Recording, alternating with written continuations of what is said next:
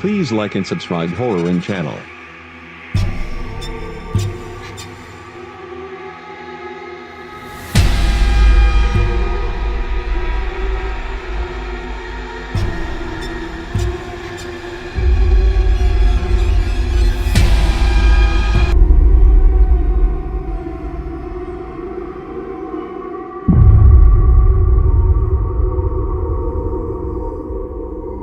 Disclaimer. This video is made for entertainment purpose only, it doesn't mean to hurt any. And don't take it seriously. अस्सलामुअलैकुम दोस्तों, welcome to horror stories. तो कैसे हैं आप सब लोग? उम्मीद करता हूँ खैरियत से होंगे, जहाँ भी रह रहे होंगे खुश रह रहे होंगे। अल्लाह पाक आपको यूँ ही खुश रखे और तंदुरुस्त तवाना वाली ज़िंदगी दे, आपको भी और आपकी फ़ैमिली को भी, मुझे भी और मेरी फ़ैमिली को भी ऐसी दुआओं में याद रखा करें। तो दोस्तों, आपके लिए एक और नई स्टोरी लेके आ गया हूँ जो कि बहुत खौफनाक और बहुत इंटरेस्टिंग है। वीडियो को स्किप मत करिएगा। हमारे चैनल पे जो न्यू व्यूवर्स आए उनको मैं पहले से ही कह दूं कि वो बेल आइकन पर प्रेस कर लें और आने वाली वीडियोस की नोटिफिकेशन आपको मिलती रहे। तो इसलिए बेल आइकन पर प्रेस करना ज़रूरी हो और वीडियो को लाइक शेयर ज़रूर करिएगा और सब्सक्राइब भी करिएगा चैनल को। तो चलते हैं स्टोरी की तरफ।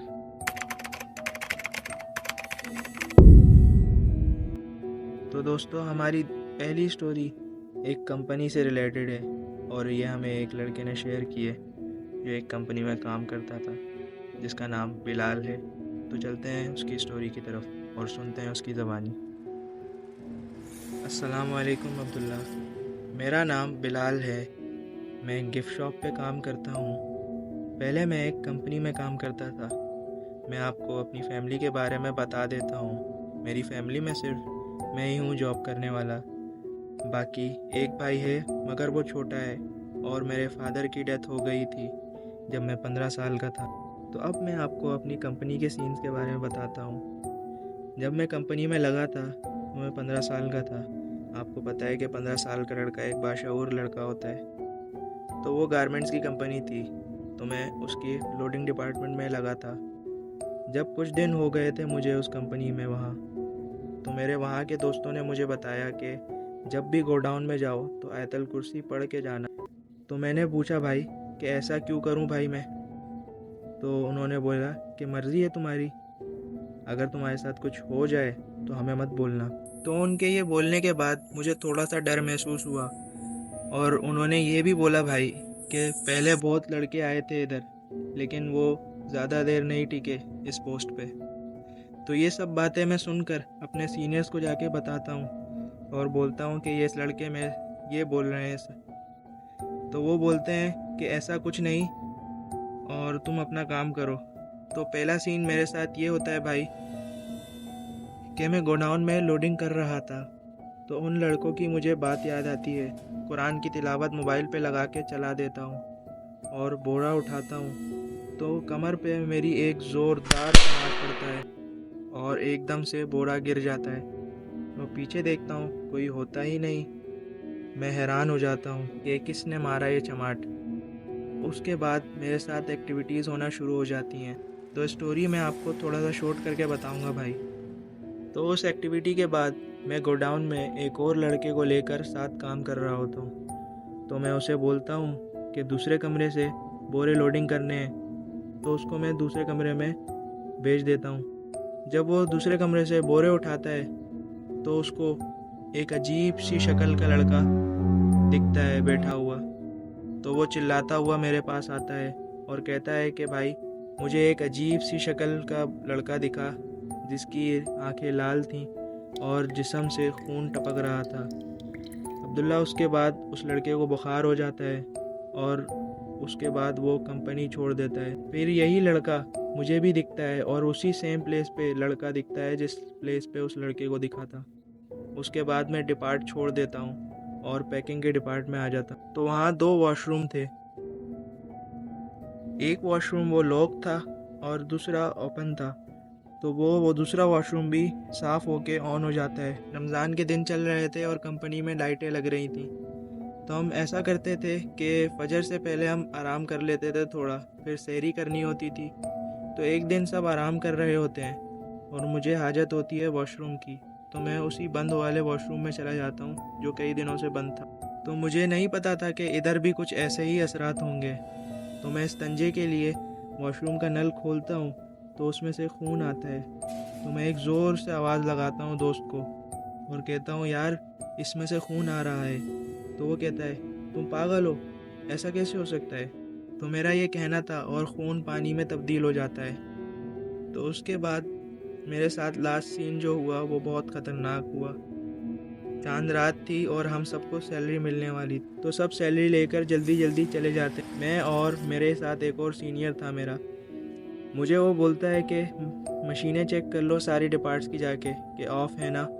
तो मैं सब डिपार्ट्स की मशीनें चेक करता हूँ जाकर। जब मैं पैकिंग के डिपार्ट में जाता हूँ तो मशीन के पास मुझे कुछ वाइट वाइट सा दिखता है।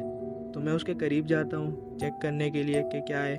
मैं देखता हूँ कि कफन में बंदी लाश होती है और आप हैरान होंगे सुन के कि वो मेरी ही लाश होती है। मैं वो देखता हूँ और बेहोश हो जाता हूँ। तो थोड़ी देर बाद मेरा सीनियर मुझे आके होश में लाता है और मुझसे पूछता है कि क्या हुआ कुछ। तो मैं ये सब कुछ बताता हूँ उसको। अब्दुल्ला, उसके बाद मैंने कंपनी छोड़ दी थी।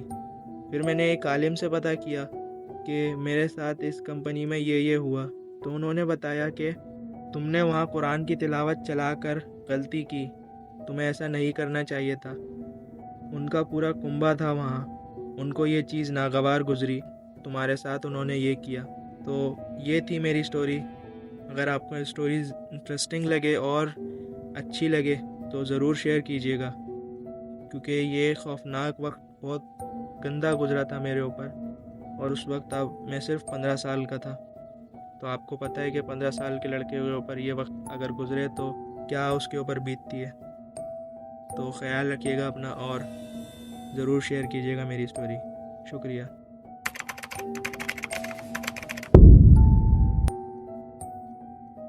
तो दोस्तों, चलते हैं हम अपनी दूसरी स्टोरी की तरफ, जो कि एक पार्क की है, जो कराची का सबसे बड़ा मशहूर पार्क है, अस्करी पार्क। और उस लड़के ने हमें अपने नाम बताने से मना किया है, क्योंकि उसके साथ कुछ मसले हो जाएंगे अगर उसने अपना नाम बता दिया।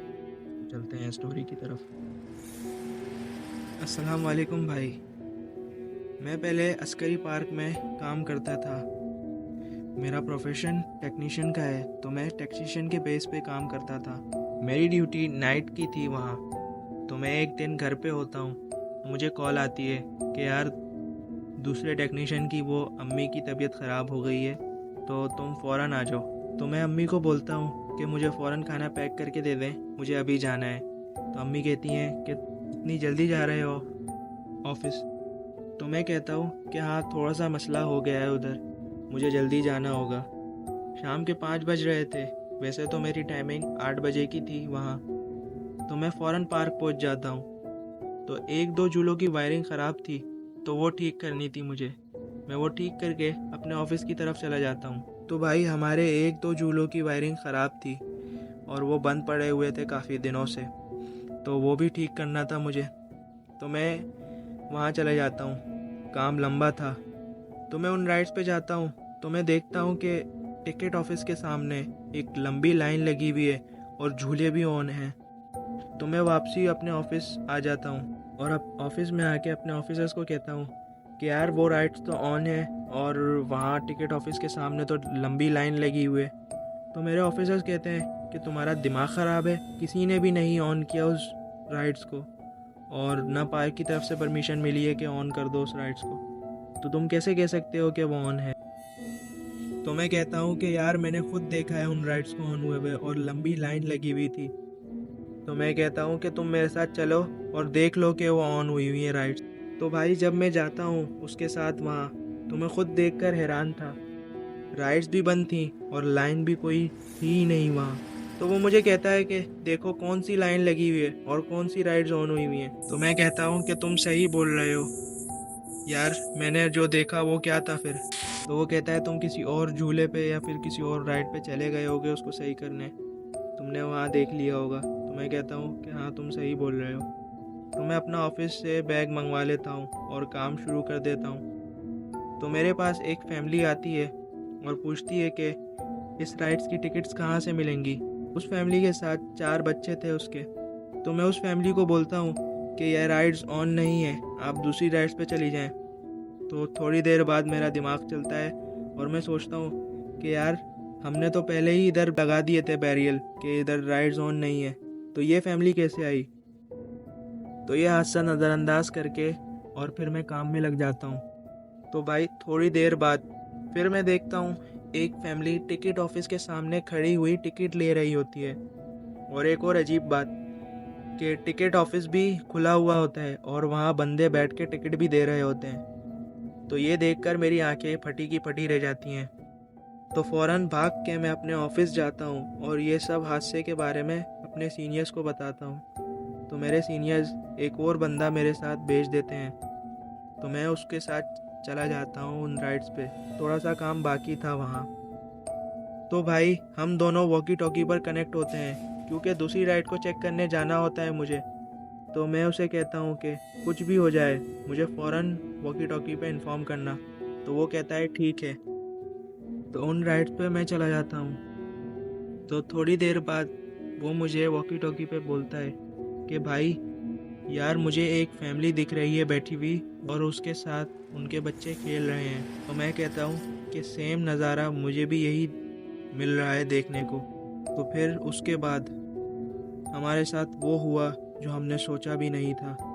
तो जब वो भाग के आता है वहाँ से मेरे पास, तो ये वो फैमिली भी उसके साथ आती है वहाँ से। तो ये सब देखकर हम दोनों बहुत डर जाते हैं। तो एकदम मेरी नज़र सामने टिकट ऑफिस पे पड़ती है और मैं उससे बोलता हूँ कि वो देखो क्या है वहाँ। तो हम वहाँ देखते हैं कि 4 डेड बॉडीज़ पड़ी हुई। हम बहुत हिम्मत करके उन डेड बॉडीज़ के पास जाते हैं। तो वो चारों बॉडीज़ देखते हैं तो वो चारों बॉडीज़ मुस्कुरा रही होती हैं। तो ये सब देखकर हम वहाँ से भागते हैं और ऑफिस में आके सब कुछ बताते हैं अपने सीनियर्स को। और उसके बाद वो प्लेस और वो जगह पूरी बंद हो गई थी और वो राइड्स भी बंद हो गई थी। फिर उसके बाद मैंने वहाँ से जॉब छोड़ दी और वहाँ कभी नहीं गया, ना फैमिली के साथ जाता हूँ कभी भी। तो ये थी मेरी स्टोरी जो मेरे साथ हुई भाई। स्टोरी इतनी खौफनाक नहीं थी शायद, लेकिन जिसके साथ होती है उसको पता होता है भाई। वो टाइम मैं नहीं भूल सकता। वो बहुत भयानक टाइम गुजरा था मेरे ऊपर जो मेरे साथ हुआ था। तो ज़रूर स्टोरी मेरी शेयर कीजिएगा अपने ब्लॉग में। शुक्रिया हमारे साथ ये स्टोरी शेयर करने के लिए, और ऐसी ही स्टोरीज हमें शेयर करते रहें क्योंकि हम अपने आने वाले व्यूवर्स को इन्फॉर्म करते रहें, ताकि अगर वो ऐसी प्लेसेस को विज़िट करें या ऐसी प्लेसेस पे जाएं तो वो अलर्ट हो जाएं पहले से ही, और वो अलर्ट होके जाएं।